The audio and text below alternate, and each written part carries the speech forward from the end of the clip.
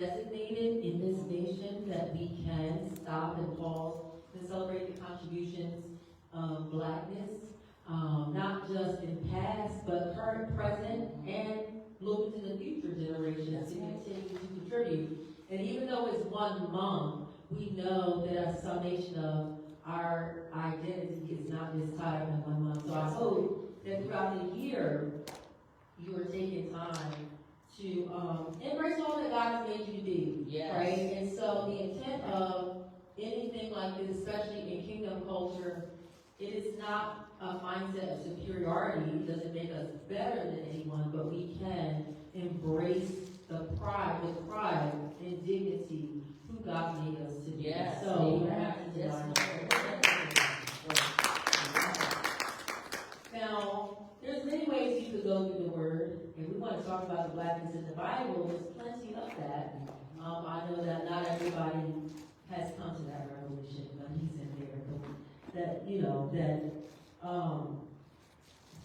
there is Black identities all throughout the Bible. I'm not here to preach a genealogy because I also don't think that there's edification in that. Whether or not Jesus was Black doesn't change my salvation story. That's right. So that is a futile conversation to engage in for me. If he is wonderful, if he's not wonderful, he still saved me. You know, but I can still see where he was a God of all people. Yes, he was. And so when you read the Word, especially Acts the 2nd chapter, you begin to see the multitude that he began to minister to. So I think if nothing else, we should embrace the diversity of our God. Yes. Right? That we are made different. And even within a race, we all look different. We come in different shades. We have different hair textures, all other things, our features, but all of it is to be celebrated. Right. Amen. All right, so I want to ask that you all pray with me as I try to bring this word, try to bring it together. I'm going to be reading today from Acts, the 7th chapter.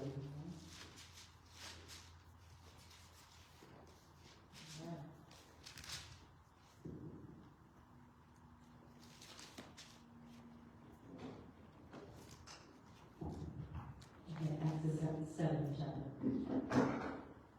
All right. Y'all be praying with me that I can bring this thought together. So, if you have it, we're going to turn to Acts 7. And I'm going to start at verse 2. We're going to kind of jump around a little bit in the text. And just so you know who's speaking, this is the apostle Stephen, depending on how you pronounce the name. But this is who we're getting ready to hear when we read these words. So Acts chapter 7, beginning at verse 2. It reads, "And he said, Men, brethren, and fathers, hearken. The God of glory appeared unto our father Abraham, when he was in Mesopotamia, before he dwelt in Sharon. And said unto him, Get thee out of thy country and from thy kindred, and come into the land which I shall show thee.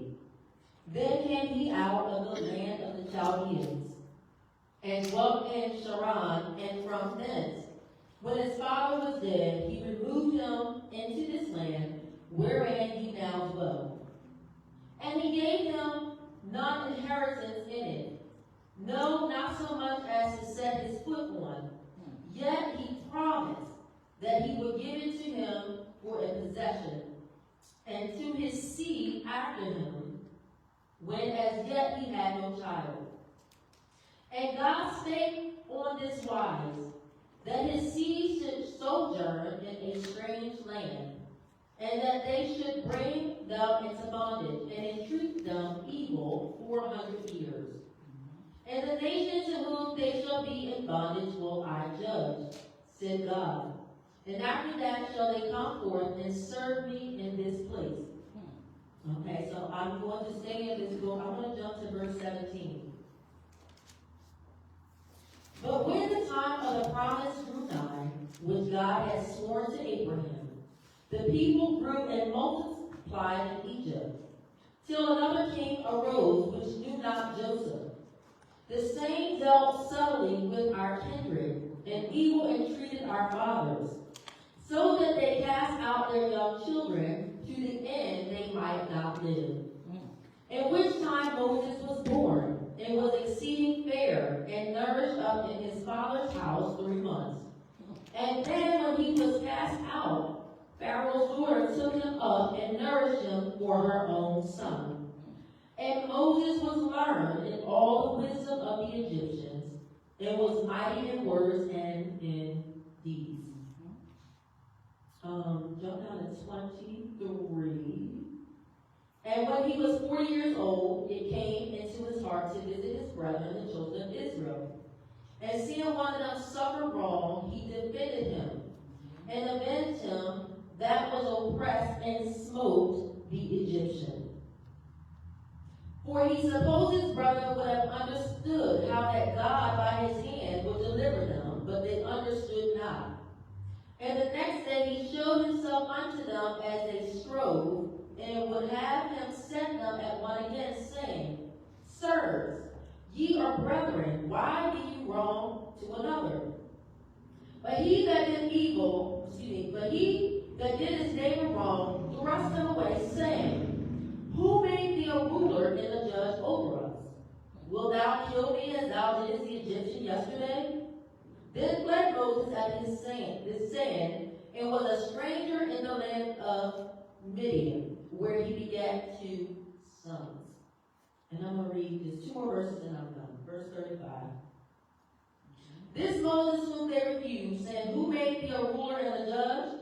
The same did God send to be a ruler and a deliverer, by the hand of an angel which appeared to him in the bush.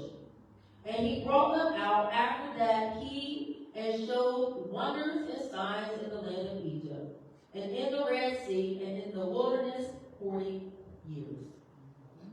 All right, so I'm just going to stop there. And I'm going to try to work this text. All right, so the subject I have for you is called Do It for the Culture. And I want to break down the cultural aspects of what we're describing. So we're going to go in and out of some parallelism here. So first, I indicated that Stephen is the apostle that's up standing in the Sanhedrin. So he's proclaiming this message to people who genetically proclaim that Abraham is their father, right? So there are people of one culture, all right? So there's going to be a lot of synonyms in here. So he's speaking to a people who have the ability to trace their bloodline back to Abraham being their father. And yet he's speaking about how God raised up Moses and brought him through the land of the Egyptians, and he started with Abraham. And he's sharing this message, but he's sharing it with the people who have yet to come to receiving Christ, right? And so there's a couple of culture clashes that are happening right now. When we talk about the definition of culture, culture is like an identity of a group of people. Culture can be ethnic cultural culture, right, of the same ethnic identity. It can be national culture, right, so we're one nation. And that can be like people who look different, but okay, we're American. We all have the same nationality. We're the nation of the Americas, but United States, right? You can have culture that is by your neighborhood, like, hey, people from this block or from this vicinity, we have this certain culture about us that we understand when we talk to one another, or we get together and this is what we do. So it's some common behaviors and shared experiences between a group of people.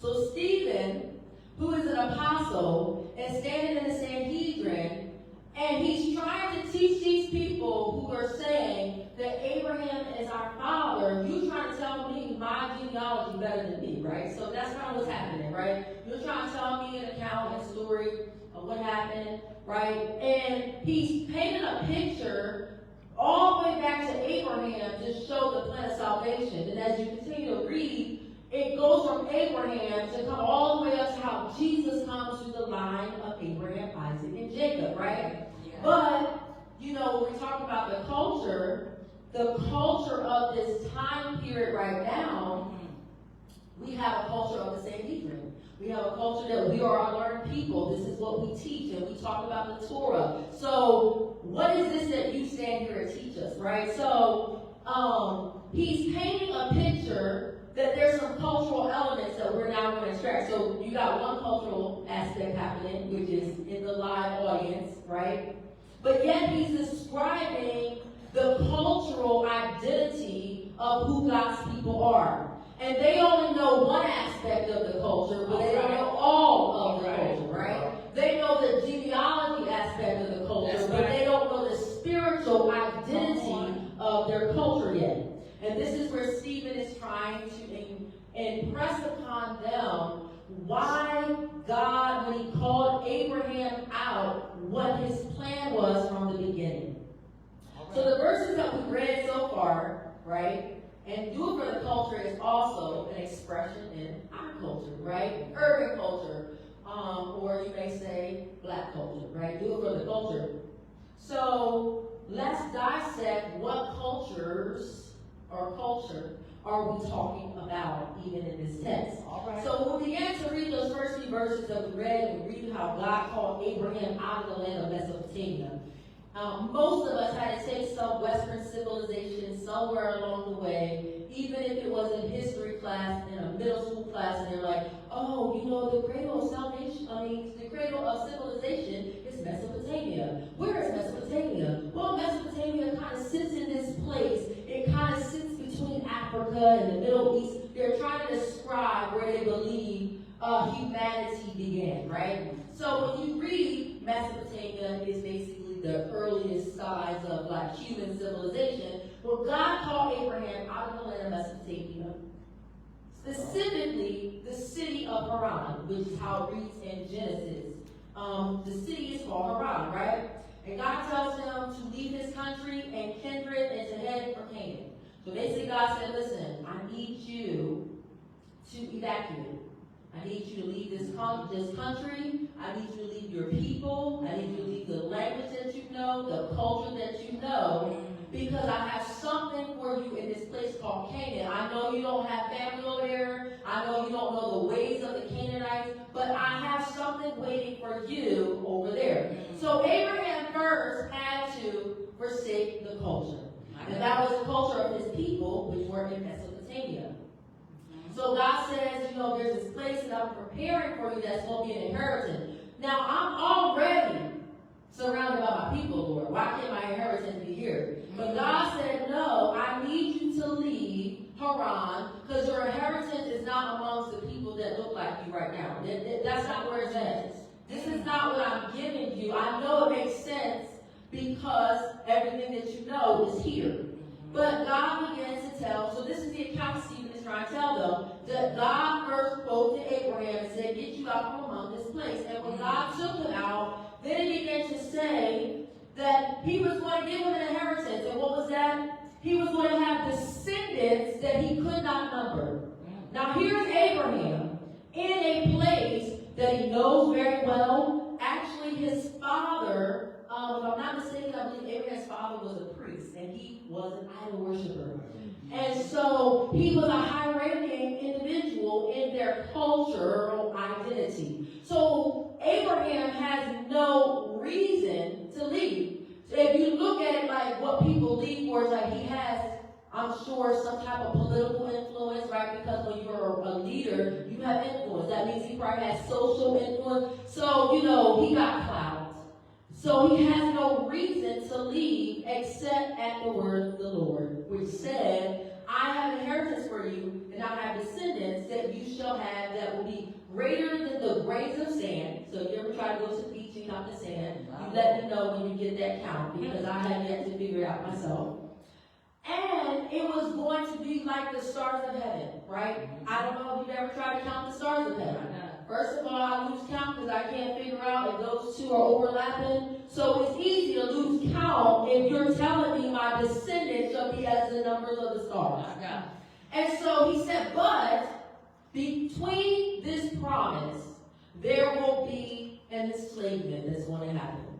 And so for 400 years, they're going to be enslaved as far foreigners in a land amongst a people that they know not of. Now, God, you got me excited. You brought me out from among my people, okay? Now I'm out here and I'm waiting on my descendant, I'm waiting on my promise. But it sounds like there's getting ready to be hardship before we see the promise. However, Abraham trusted God and he left, right? So first, there was the culture of the Mesopotamians.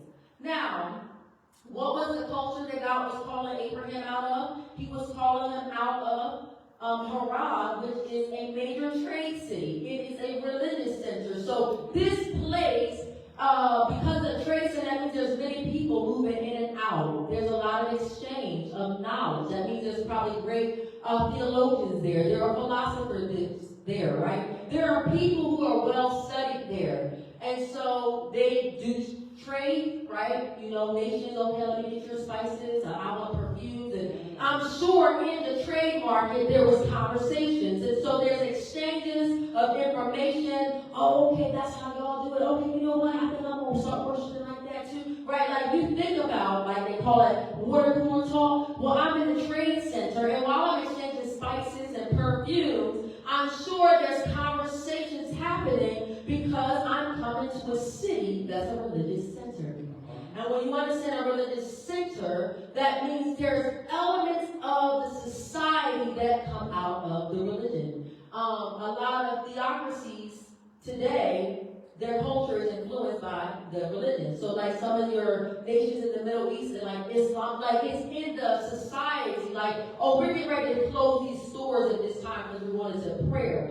That is what it means when a place is a religious center. Even the way their society operates is driven out of their belief system, right?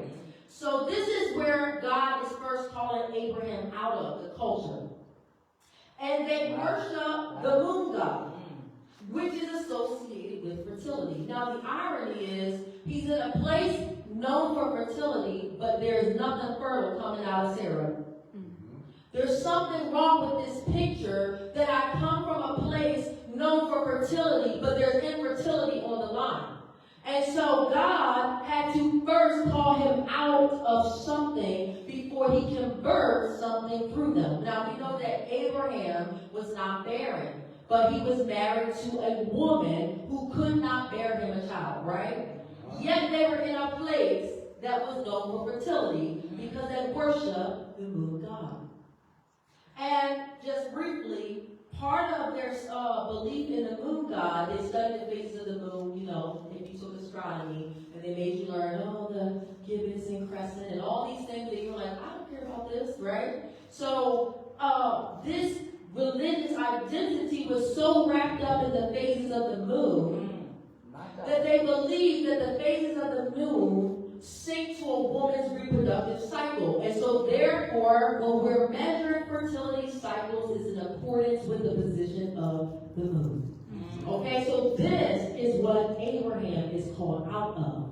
And God is saying, no, that's not the cultural identity I have for you. I need you to come out of that. And so he then takes them by way and leads the descendants of Abraham into a place that we know is called Egypt.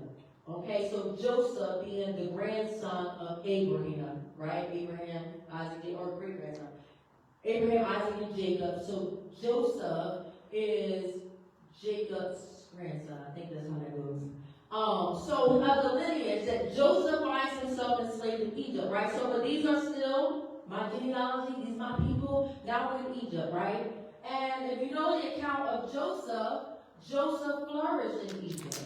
Joseph became a great man of influence. He served in the government. So it's like, God, I know you said we're going to look at some hardship, but right now we're prospering right now because God gave us a revelation. We got the answer, right? While they're going through famine and drought, we're, what do they call it? We're in a recession. While we're in a recession, God gave Joseph as God's man. He got the answer, and our nation is on top, right? But it was for a season that God was going to have them be in Egypt because there was something that was going to come, right? And we know that after Joseph died, this is in the text that we read, there was a Pharaoh that rose that knew not Joseph. And because he didn't know about Joseph, and and he didn't know about his contributions, that when he saw the children near Israel, the Hebrews, he said they're growing in number, and they'll become too great, and they'll overthrow us. And so he gave an edict and ordered that all males, ages 2 and under, should perish. He said, you know what? Get rid of them, right? And it is during that era that another descendant of Abraham is born, and that is Moses. Now, Moses escapes the edict because his mother hid him. And who finds him? But the daughter of Pharaoh. And as we read, now we're still talking about the culture of these people. Moses is now trained in the ways of the Egyptians, right? So he is trained in their education. He's taught in their wisdom. And if you know anything now about Egyptian culture, they are known as a political superpower. We still have influences of the Egyptian empire in our society today. They were known as mathematicians, astrologers, great architects, and we look at the pyramids, right? Philosophers, religious mythology. All these things come out of the Egyptian culture.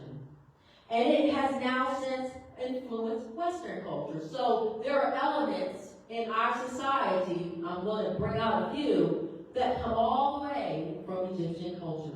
So when I say do it for the culture, now which culture are we talking about? We've heard there's been some mixtures of cultures already, right? So we started in the Mesopotamian culture, now we're in Egyptian culture, but God calls Moses from a burning bush and begins to give him identity, right? And begins to say, you know, I know you've been trained in the ways of the Egyptians. You know how to speak like them. You know how to talk like them. You come out of Pharaoh's house. Now I need you to go back and be the deliverer for my people. And so when we read, Moses, though trained like an Egyptian, also knew he was not an Egyptian. Which is why he sought to defend the Hebrew when he saw there was a conflict arise. And the Hebrews, though, saw him as an Egyptian. You're an Egyptian prince. What is it to you, right? And so that's why they asked the question, who made you ruler over us, right? You're just another Egyptian that probably wants to, keep us enslaved. Who are you, Moses? You're not like one of us. Because remember, we translate this, we all from the same hood, so where are you from? You living up in the palace, so you're not one of us. So don't try to come over here now, right? So that's what's happened, and they're like, listen, Moses, I don't know what you think you guys want to run, because I don't even have the options of the food set at your table. So please, stay in your lane. We got this, right? So yet God, even though there's all this exchange of culture and things that seem to be in conflict, God still had a plan. And he's still dealing with the people that he's called his own. It doesn't matter that there are influences that are trying to erase their identity. God still remembered the covenant that he made with Abraham. And that was then reconfirmed with Isaac.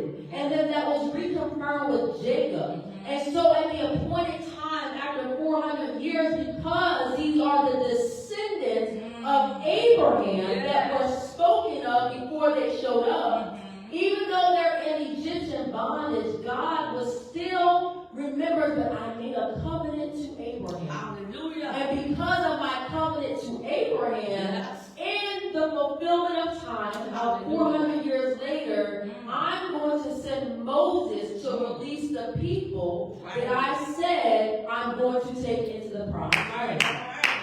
So this is all now because I wasn't there, right? It's like great-grandma, you try to do a family tree. I didn't hear what God said. So because I didn't hear what he said, now I don't know what he said, right? So let's just say, Moses is actually 6 generations after Abraham. But yet God always revealed himself to one of the descendants, right? It doesn't matter. I may not heard what God spoke to Abraham. And yes, I was born enslaved. But because God made a promise to my ancestor Abraham, he's still going to reveal himself to me, even though I don't yet know him. And this is how God was moving through the generations.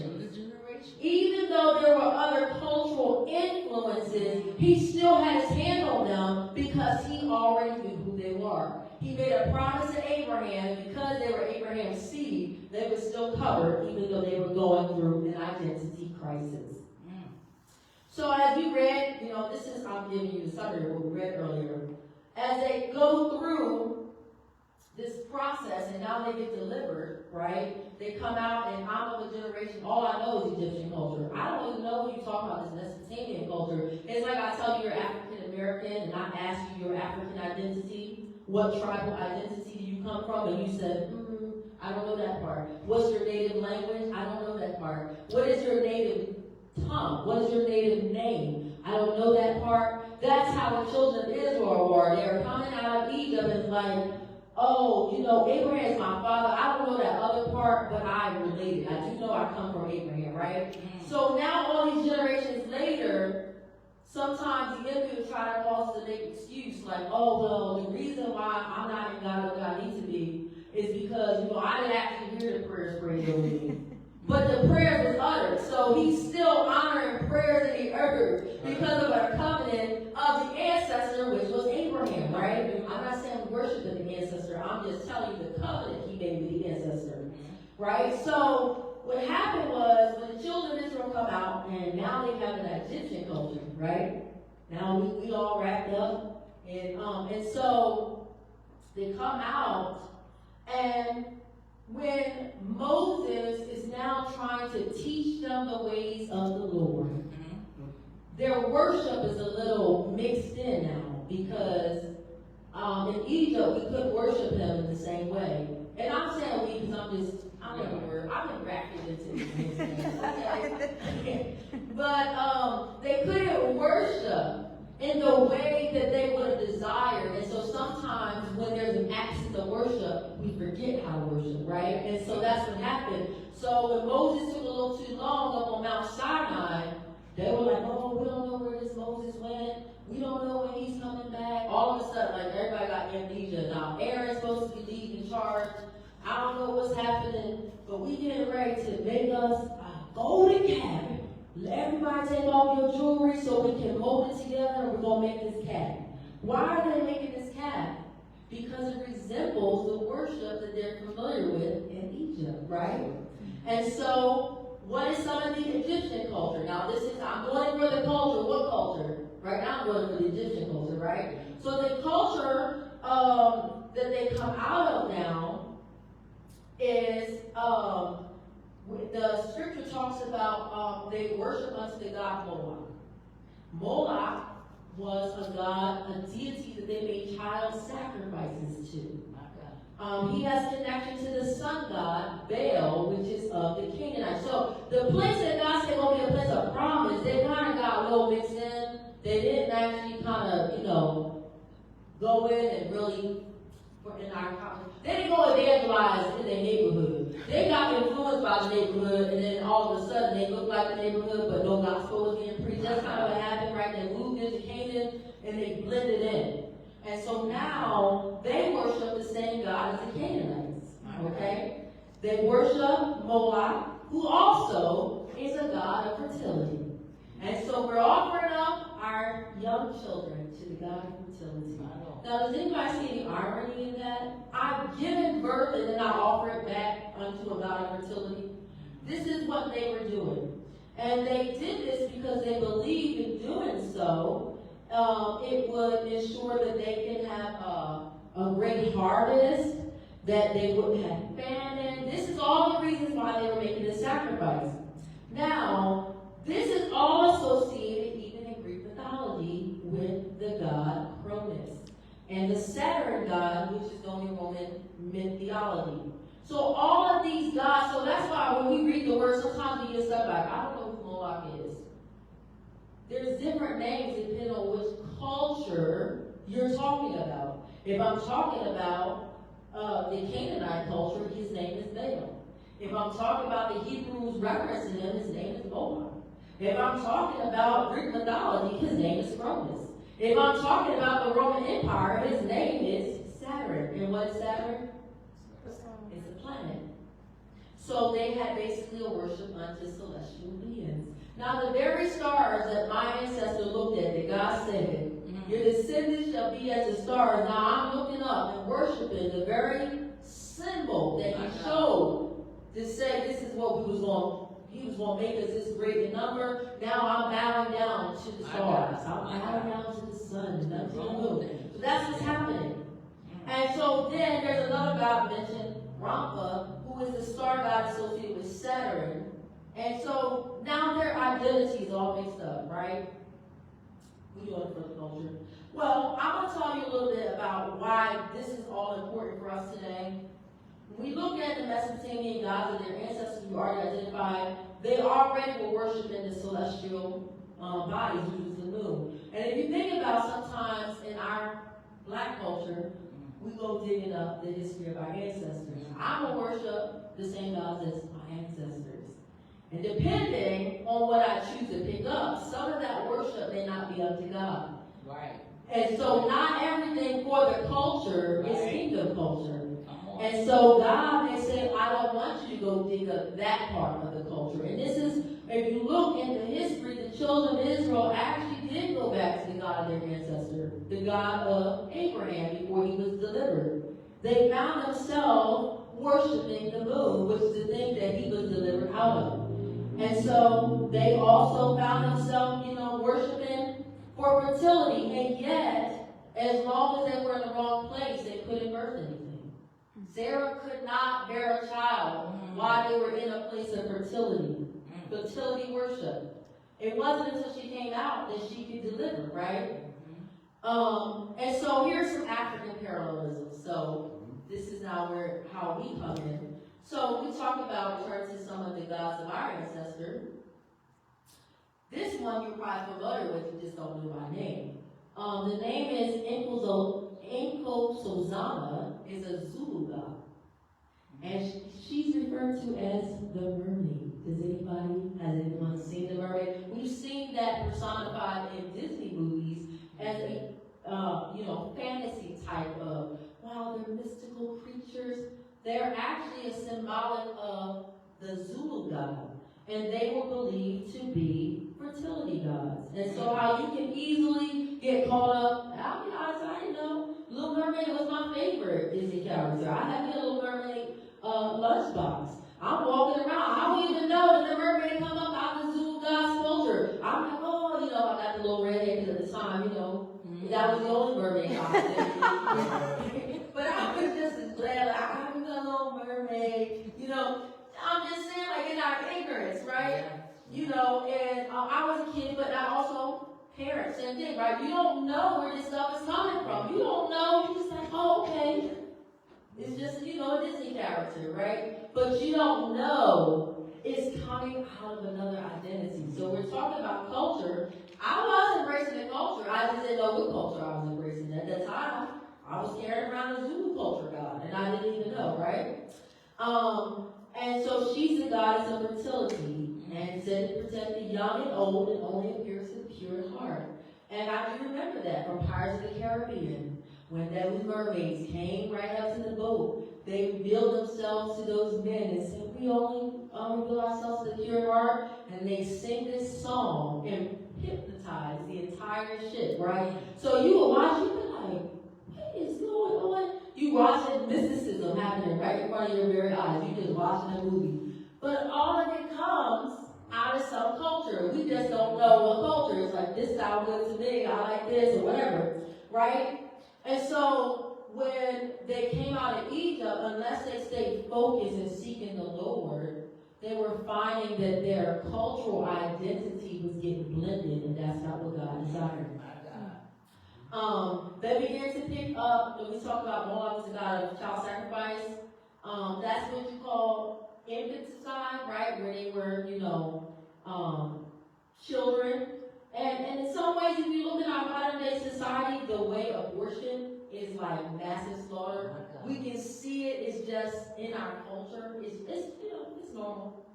You can kind of go in the clinic, come out. I mean, everybody knows what it is. I'm not saying that you went, that's what you did. But what I'm saying is, it's an accepted idea in our culture. That's,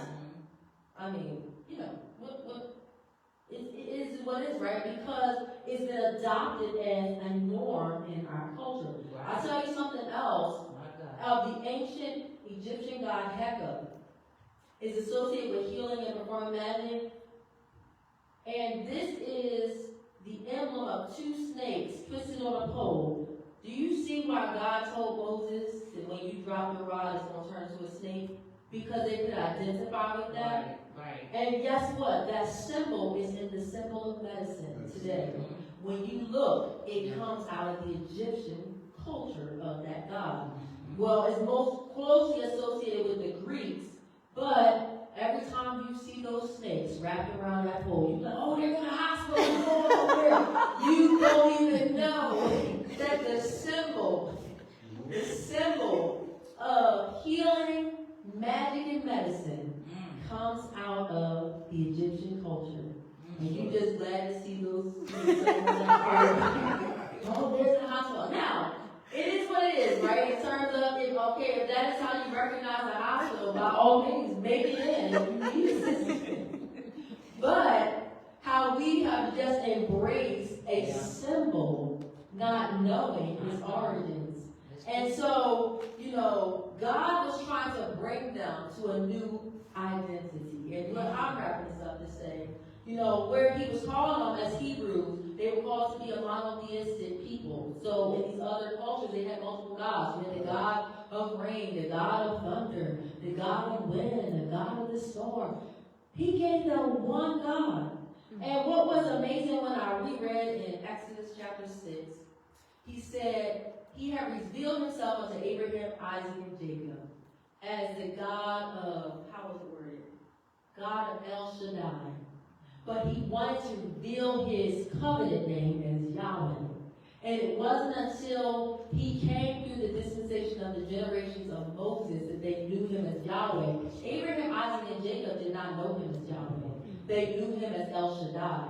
And Yahweh was to be the great deliverer, but they had yet to experience deliverance until this time period. And so what God wants to do often, and we will sit still long enough, he wants to reveal himself at a deeper level, even through our generations. Okay, yeah, great. Our parents, great-grandparents, they prayed. But now God may be calling you at a level, it's not to take away from what they've done. Just like God did not reveal himself to Abraham, Isaac, and Jacob as Yahweh. He didn't give them that name. He gave that name later in the days of Moses. But yet, even Moses, when he first got the name, all he got was, I am that I am. I am that. What am I supposed to tell you? I am the who I am. Right? So, God was revealing different attributes of his name through the generations. And as you continue to read the Bible, he'll drop a new name. Right. You can read these names and you might not know God as the name El Gabar. I don't know him until, oh my gosh, the Lord defended me. I know him now as that. You can actually testify he has his name, but that doesn't mean you know him as that name. And so that's what he was trying to do. And he began to remind them, that's why by the time they got to Exodus 20, he gave them those 10 commandments and had to instill in them, I know you think your cultural identity is this and this and this and this and this. No, you are a holy people. You are a peculiar nation. You've been called to be different. Right. He began to say to them, thou shalt have no other gods before me. You shall not make any graven image. You over there chiseling your God out and, you sit there, oh, I gotta polish him up. He's like, no, I'm not a graven image. And this is what they were doing. They were putting that cow up, right, to go to death. But he began to say, no, thou shalt not make any graven image. Or any likeness. I don't even want to vaguely look like what you think I look like. Right. Any likeness of anything that is in heaven above. Right. Or that is in the earth beneath, or that is in the waters under the earth, right? And so sometimes that's what's happening. Even when I think about the mermaid is a mix between a sea animal and a human, right? And so we create these likenesses because man is limited. We're not the creator of things. Right. God is the creator. So, maybe if a human and a fish get together, this is what it'll look like in a form what's called a mermaid. Oh, if a man and a goat get together, then it's going to call, a half goat, half man, right? These are some of the evil imaginations of man because we are trying to create create images in our mind of who we think God is, of what we think He looks like, and I mean, you don't really need an imagination. If you read the scriptures and you read about those cherubim, that's scary in and of itself. I'm like, how many eyes do these have? These angels have how many eyes? Right. How many wings? I don't need an imagination. Like the description is like, I'm trying to process what's written on the page. Right. Like, right, what's already written. I don't even need it. Let me just try to digest what's written here. It says 6 set of eyes. What does that look like? You know, so this is what's happening. They create these great images, but He said, don't bow down to them. Right. And He began to tell them, I'm a jealous God. And so sometimes everything that was once part of our culture cannot be readopted or reintroduced back into our lives. And so sometimes that's where it's hard, because we say do it for the culture. There's a lot in the culture that we might want to take on. God delivered Abraham from the generational covenants of his bloodline that were introduced through his father Terah. And then, though, we've already established Abraham, Isaac, and Jacob didn't know Him as Yahweh, God still wanted to reveal that name to His people.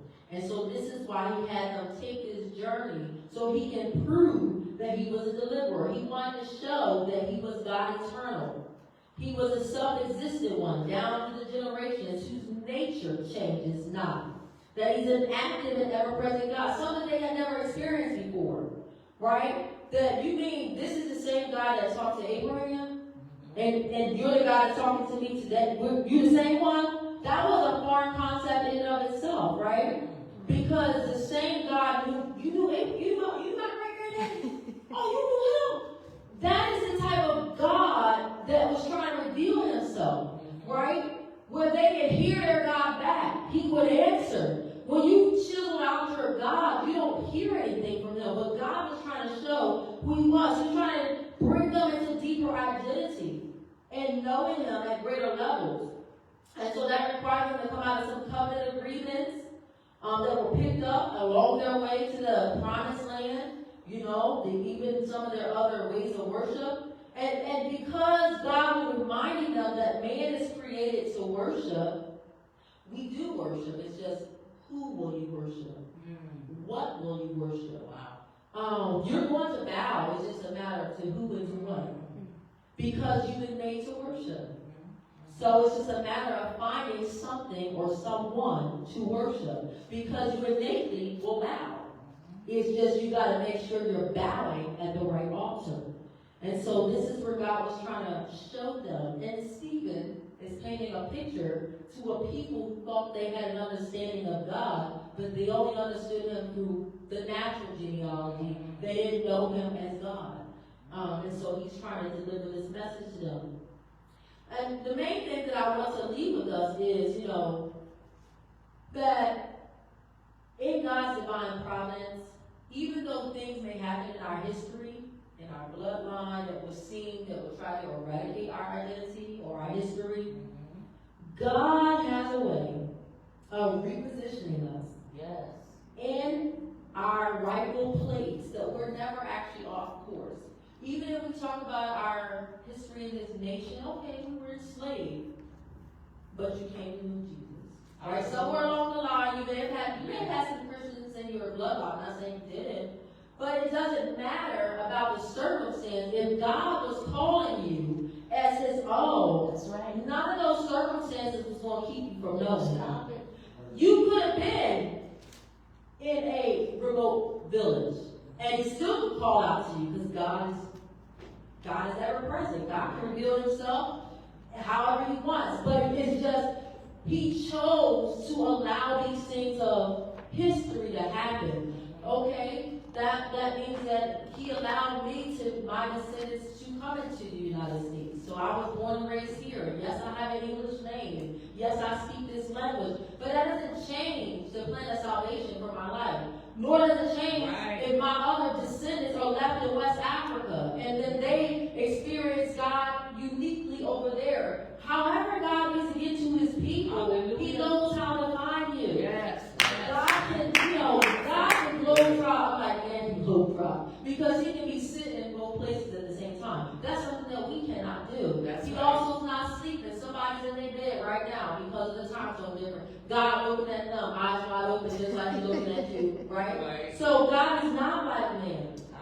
And so God was trying to call them into a place. And when I looked at Moses' life, Moses was born into a Levitical family to be a priest, but he did not grow up in that household. He grew up in the household of Pharaoh, but he was yet being trained to be a ruler. So you see how God still had plans. And then after he ran from Egypt, where does he find himself? In the house of the Midian priest. So because his calling was to lead, every house that he found himself in, God was still giving him the tools he needed to one day be the leader of Israel. So it doesn't matter, okay, he was adopted. Let's go down that path. He was adopted. He was separated from birth. You can take that angle too. But God still had his hand on Moses' life. He still knew who he was. Okay, he gonna be trained in the ways of the Egyptian, but inwardly he gonna know that I am the true and living God. So Moses still knew his identity, even though he was in Pharaoh's house. And so, ultimately, in bringing this around, I just want to encourage us. We say do it for the culture. It was intentional to allow layers to the culture, right? We're reading about one culture, we looked at the culture, we got our own culture. You need to make sure that the culture that you're mostly following is kingdom culture. Right. Because there are some things that we're going to have to peel from because it's not in alignment with God's culture, which is kingdom, right? And that's the part that's hard sometimes, because you're like, God, this is my identity. God's like, how are you going to tell me what your identity is and I need you? We're telling God, I'm a black woman. I believe that I'm the one who made you that. So there's really nothing that we face in life that God doesn't already know. Whatever your trials are, because you're a woman, because you're a person of color, He already knows. And guess what? He still needs all those elements of your identity for your purpose. Yes. Because who you're called to, I need you wrapped up in that flesh. I need your hair to look this way. And I need you in this gender because I need your voice to carry to this audience. So God is very intentional. Hallelujah. So if we talk about going for the culture, let's make sure we're talking kingdom culture more than esteeming the culture of God's culture. Amen.